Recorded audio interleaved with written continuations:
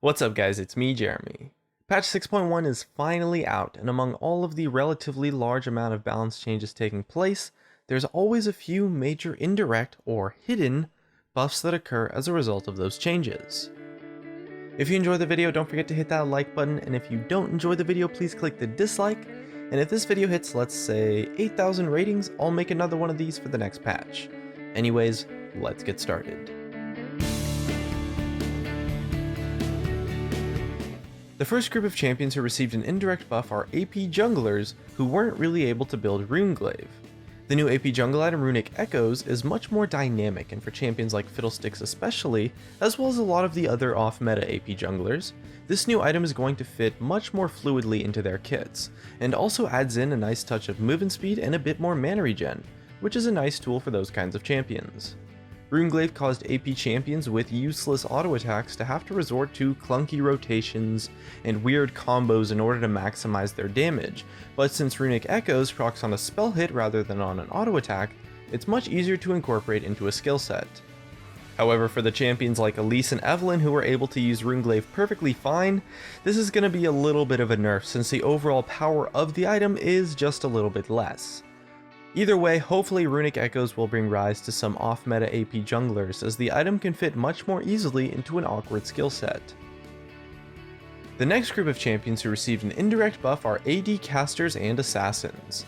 With the improvements to Death's Dance, the item is likely to become core on a lot of these types of champions, since the stats and utility the item brings to the table are so perfect for what an AD caster or an assassin tries to accomplish.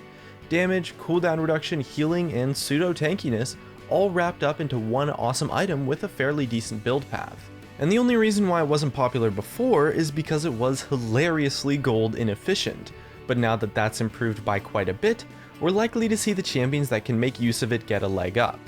Not to mention that quite a few AD casters were directly buffed on this patch as well, so it's likely that they'll be rising up in the meta a little bit.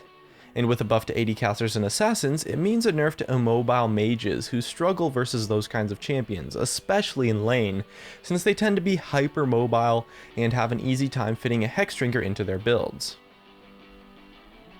And the third group of champions who received an indirect buff is anyone who can make effective use of critical strikes and attack speed, so generally AD carries, but also a few random champions like Yasuo. Among the buffs to the Keystone Masteries in this patch, the buff to Warlord's Bloodlust was by far the most impactful, increasing the attack speed and lifesteal gained from it by a full 10% at level 18, with having a 2-second cooldown and a 4-second duration, gives you essentially a permanent 30% extra attack speed and a boatload of lifesteal in the late game. Although it won't be as strong in the early game anymore, you never really had that much crit chance in the early game to begin with, so this mastery was always all about the late game. This is also a little bit of a blow to the tanks and bruisers because, well, they are the ones getting hit by and diving the characters who are critting them, benefiting from Warlord's Bloodlust, so they'll die a little bit faster now in fights and have a little bit harder of a time finishing off their targets due to the added sustain. And with the direct and indirect buffs to AD casters and assassins on this patch, their primary counter of utility supports is going to get a leg up as well. This is stuff like Janna, Lulu, and other high crowd control kite-based supports. These kinds of champions do an amazing job of locking down these AD champions trying to dive in and assassinate your backline through utility, protection, and other forms of crowd control. Since those assassins and AD casters are going to be a little bit more powerful, they're going to be a little bit more popular, which gives room for the utility supports to shine by countering the assassins and protecting their AD carries.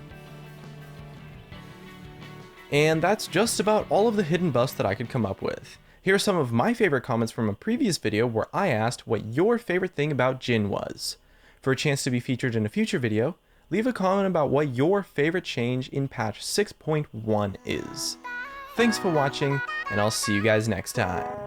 Her body's gold like September. She burns through the night like an ember. And all those things we try forgetting, I remember. But we say we all fine, we all fine. Sunny day dreams and we up now. Vodka lemonade, I serve it up, it goes down. 75 degrees in a dope sound.